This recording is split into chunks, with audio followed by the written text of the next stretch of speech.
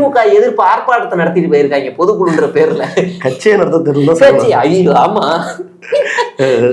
அதுல ஃபர்ஸ்ட் வந்து ஐஆர்எஸ் அதிகாரி அவர் பேசுறாப்ல, நீ ஆமா நீங்க எல்லாம் 1000 ரூபாய பெருசா நினைச்சு மாயையில போய் மூழ்கிறாதீங்க, 1000 ரூபாய் தியாகம் பண்ணுங்க.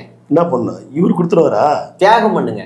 அப்ப நேத்து ஒரு ஆர்ப்பாட்டத்துல வேண்டாம் வேண்டாம் 1000 வேண்டாம், மகளிர் ஓசி பஸ் வேண்டாம் அப்படின்னு நாம என்ன கேக்குறோம், சரி உனக்கு வேண்டாம், நீ உனக்கு வேண்டாம் வச்சுக்க வேண்டாம், வர எலெக்ஷன்ல உன் தேர்தல் அறிக்கையில அறிக்கையை இதை சேரு, நாங்க ஆட்சிக்கு வந்தா தேர்தல் 1000 ரூபாய் கிடையாது, மாணவ மாணவிகளுக்கு 1000 ரூபாய் கிடையாது, பெண்களுக்கு 1000 ரூபாய் கிடையாது, அப்புறம் என்னென்ன இருக்கு, இலவச பஸ் கிடையாது, அது வந்து ஓசி பஸ் இல்ல, இலவச பஸ் இல்ல, கட்டணம் இல்லா பேருந்து, அவ்வளவுதான்.